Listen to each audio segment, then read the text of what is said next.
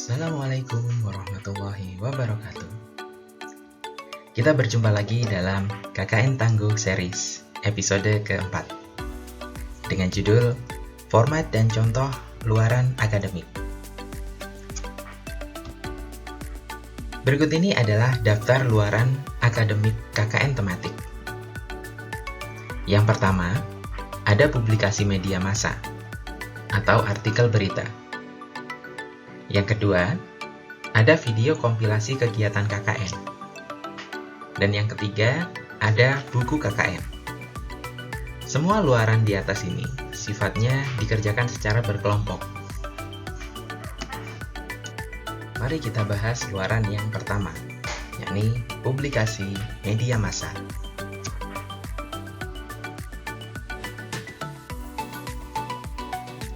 Publikasi media massa dapat dipublikasikan pada dua media yang berbeda. Artikel berita hasil kegiatan KKN dapat disubmit atau dikirimkan kepada media cetak maupun media elektronik. Media cetak contohnya koran, majalah, atau tabloid. Sedangkan media elektronik, berita tersebut dapat dimuat pada website berita atau website resmi Umsida yang nanti akan dikoordinasikan melalui Humas Umsida. Berikut ini adalah contoh publikasi pada media massa cetak. Media Indonesia menerbitkan salah satu artikel karya mahasiswa KKN. Tampilannya seperti ini. Dan berikut ini adalah contoh publikasi media massa di media elektronik. Salah satunya adalah di website resmi Umsida. Dengan judul Branding Puding Jagung, tim KKN Umsida lakukan ini. Jadi ini adalah hasil-hasil publikasi media massa yang dilakukan oleh kelompok KKN.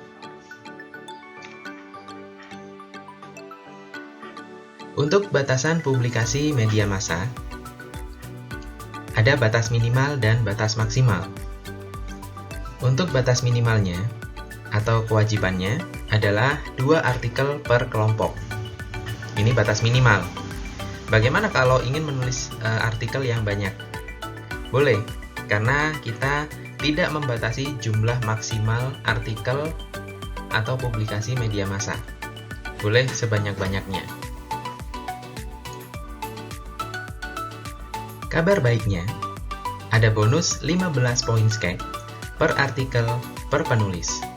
Berdasarkan Peraturan Rektor Umsida nomor 751-2-TT3-AU-01-PRN-5-2020 tentang Pedoman Satuan Kredit Ekstrakurikuler Mahasiswa Umsida. Ingat, bonus 15 poin skek ini adalah per artikel per penulis. Berikut ini adalah skenario bonus poin skek. Meskipun artikel berita sifatnya kelompok dan wajib minimal 2 artikel per kelompok, namun untuk bonus poin skek hanya diakui 1 nama penulis saja.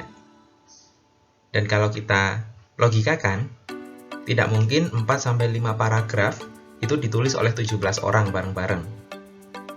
Nah, di bawah ini ada skenario. Ada 2 artikel, artikel 1 dan artikel 2. Ditulis oleh Siti Ismaiyah dan Setio Budiwan. Nah, ketika 2 artikel ini sudah terbit, maka kelompok KKN tersebut, kelompok KKN yang ada Siti dan Setionya, itu sudah menyelesaikan kewajiban luaran artikel berita. Namun, untuk bonus poin skek, yang mendapat bukan anggota kelompok keseluruhan, tapi yang menulis. Jadi 15 poin skek ini diberikan kepada Siti Ismaiyah dan Setio Budiwan. Jadi penulis yang utama di artikel tersebut. Nah, bagaimana dengan yang lain? Kan teman-teman kelompok juga pingin menulis artikel. Jawabannya di sini. Jadi ini ada skenario bonus poin skek. Jika dikehendaki, peserta KKN dalam kelompok diperbolehkan menulis artikel beritanya masing-masing. Secara otomatis, nanti yang menulis akan mendapatkan poin skek sejumlah 15. Contohnya seperti di bawah ini. Artikel 1 sampai artikel ke N itu ditulis oleh masing-masing mahasiswa dan diupload di websitenya UMSIDA melalui Humas atau diterbitkan sendiri melalui media massa yang lain. Nah, masing-masing mahasiswa yang menulis berita akan mendapatkan 15 poin skek.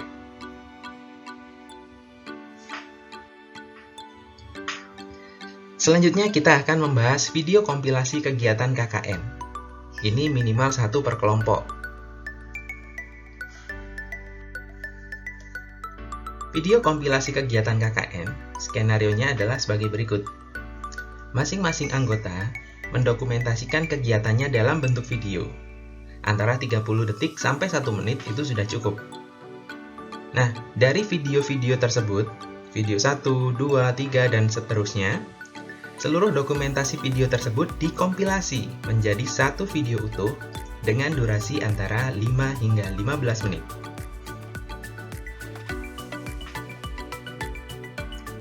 Berikut ini adalah salah satu screenshot contoh video kompilasi kegiatan KKN. Nah, nanti link video akan ada di deskripsi.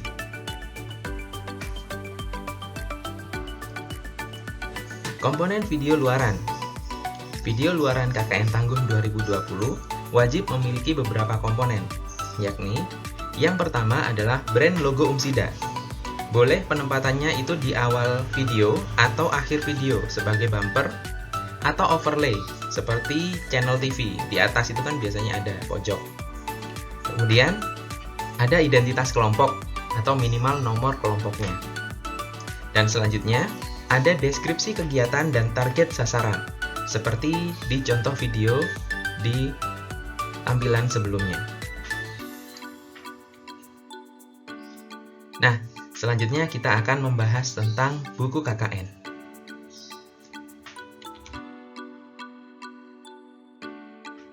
Berikut ini adalah struktur dari buku kuliah kerja nyata yang dihasilkan oleh rekan-rekan mahasiswa KKN. Yang pertama, ada bagian pendahuluan, yang isinya adalah latar belakang dan analisis situasi, dan tujuan dan manfaat.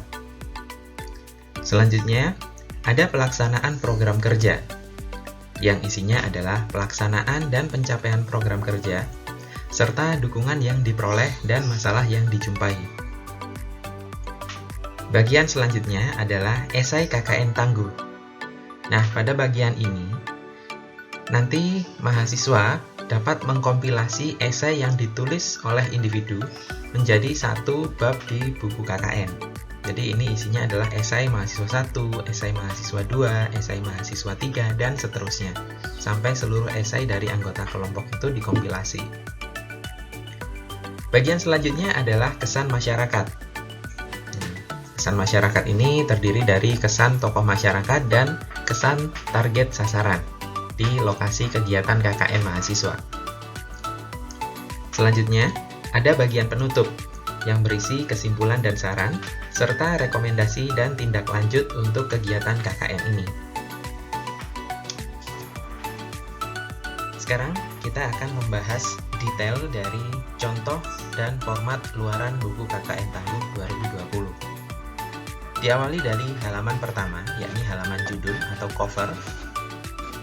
Silahkan ditulis seperti ini, jangan lupa cover terdiri dari judul, kemudian ada logo UMSIDA dan tulisannya adalah tim pengabdian masyarakat kelompok berapa gitu ya. Kemudian halaman selanjutnya ada cover buku atau judul buku dan penulisnya. Seperti ini, Keping Abdi Kala Pandemi, oleh penulisnya siapa saja, satu tim termasuk DPL-nya. Kemudian di sini ada UMSIDA Press dan tahun 2020. Selanjutnya ada identitas buku, yakni formatnya seperti ini, judul, penulis, editor, desain sampul, desain isi, ISBN, cetakan keberapa, ukuran, dan seterusnya. Jangan lupa ada penerbit UMSIDA Press seperti ini.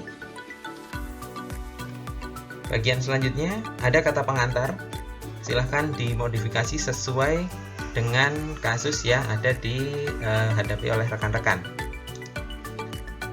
sini kan ada macam-macam pihak-pihak yang terkait dalam penyelenggaraan kuliah KKN Tangguh ini. Nah, ini silahkan dimodifikasi siapa-siapa saja yang terlibat dan yang memberikan kontribusi.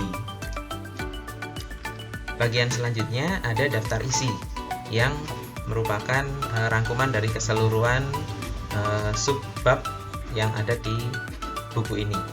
Strukturnya seperti ini, mulai dari pendahuluan, pelaksanaan program kerja. Di sini ada judul buku yang isinya adalah esai, kemudian kesan masyarakat dan penutup, serta daftar pustaka dan lampiran-lampiran. Ya, selanjutnya kita ke bagian pendahuluan. Di bagian pendahuluan ini dimulai dari latar belakang dan analisis situasi. Di sini silahkan dituliskan latar belakang mengapa kegiatan KKN ini dilakukan, dan silahkan melakukan analisis situasi di daerah atau lokasi pelaksanaan KKN masing-masing.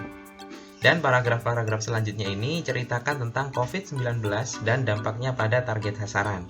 Jadi program KKN yang akan dijalankan nanti diharapkan dapat menjadi solusi penanganan dampak COVID-19 di berbagai aspek. Nah, ini bisa lumayan panjang. Kemudian ada tujuan dan manfaat.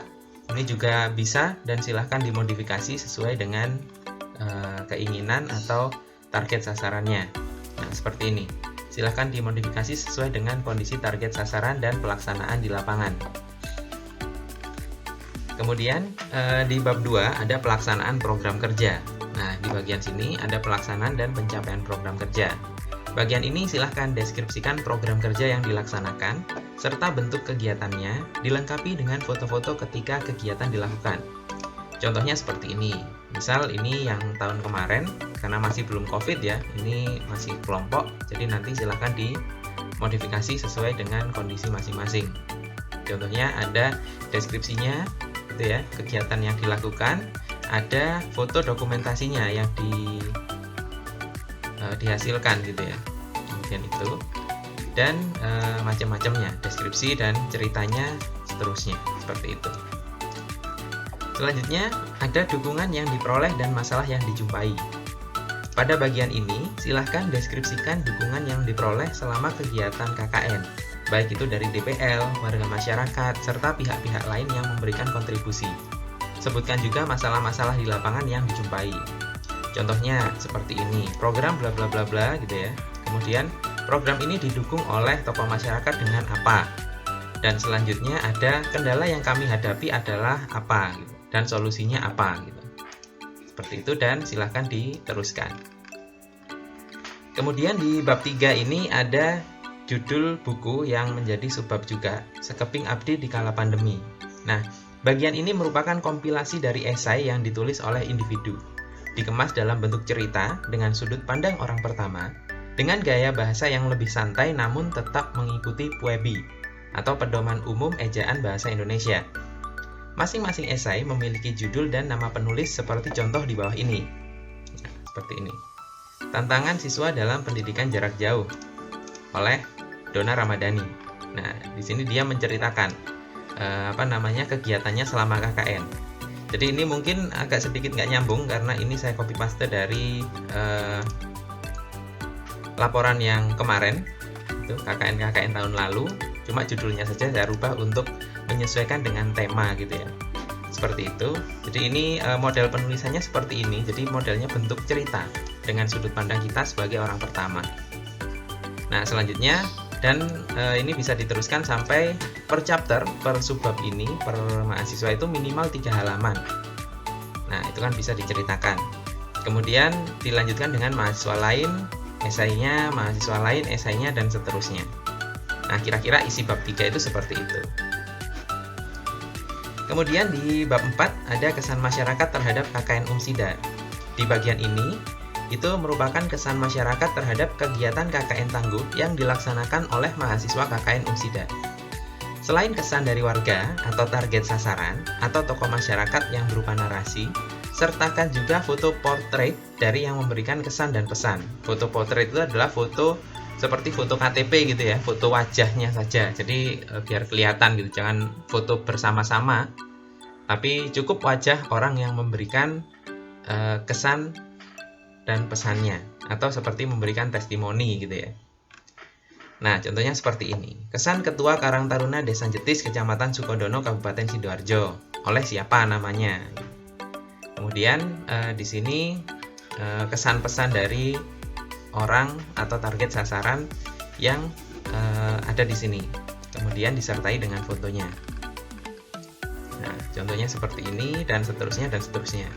Jadi di masing-masing mahasiswa nanti wajib mengumpulkan satu dari tokoh masyarakat, mungkin ketua RW atau ketua RT di lokasi kegiatan pengabdian, kesannya dan pesannya, sama satu lagi target sasarannya siapa. Milih satu saja untuk dituliskan kesan dan pesan dari target sasaran tersebut. Jadi nanti ini juga bisa relatif lebih panjang. Nah, kemudian ini bisa diteruskan untuk masing-masing mahasiswa. Nah, terakhir ada bagian penutup.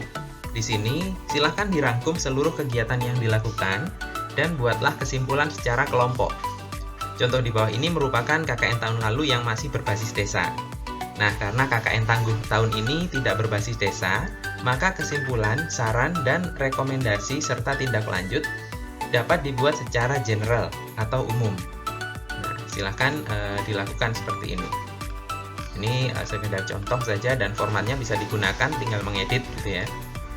Kemudian rekomendasi dan tindak lanjut juga sama seperti itu. Kemudian halaman yang selanjutnya ada daftar pustaka. Jadi daftar pustaka ini penting karena buku itu salah satu strukturnya adalah memiliki daftar pustaka. Ini silahkan dilengkapi dengan referensi menggunakan format penulisan Harvard, minimal 10 dari buku, jurnal, atau website resmi bereputasi daftar pustakanya. Jadi minimal 10. Dan jangan dari blog atau website pribadi ya, seperti itu. Nanti akan dibimbing oleh DPL-nya. Kemudian lampiran-lampiran. Nah, di sini ada logbook yang kemarin kita sudah melakukan catatan kegiatan. Seperti itu. Jadi nanti ada nama PIC-nya siapa, kemudian tanggalnya berapa, durasi kegiatannya berapa. Ini kan yang kita isikan kemarin di form catatan kegiatan. Kemudian di sini ada deskripsi kegiatannya apa, kemudian dokumentasi kegiatan. Nah, ini bisa dilakukan dan seterusnya dari hasil entry catatan kegiatan yang kita lakukan kemarin. Nah, bagaimana caranya? Nanti catatan kegiatan itu akan dibagikan kepada masing-masing kelompok melalui DPL pada minggu-minggu akhir pelaksanaan KKN. Selanjutnya dapat diolah oleh kelompok mahasiswa KKN menjadi format logbook yang akan menjadi lampiran dalam buku KKN ini. Sebenarnya mudah, kita tinggal menggunakan fitur mail merge di Word. Kita tinggal klik setting, di sini nama mahasiswa, tanggal pelaksanaan, durasi kegiatan, deskripsi kegiatan. Kemudian kita tinggal klik next, akan jadi semuanya. Jadi kita nggak perlu copy paste satu-satu. Nah, kemudian ada biodata penulis. Nah, di sini silahkan tuliskan biodata masing-masing dari peserta KKN atau penulis buku ini. Jadi satu halaman itu satu biodata. Nah, bagian terakhir adalah back cover-nya. Jadi kira-kira detailnya seperti itu. Untuk pengumpulan luaran, dapat dikumpulkan pada drpm.umsida.ac.id/kkn, lalu klik pengumpulan luaran akademik KKN Tangguh 2020. Sekian KKN Series episode keempat. Selamat mengerjakan luaran dan semoga bermanfaat. Assalamualaikum warahmatullahi wabarakatuh.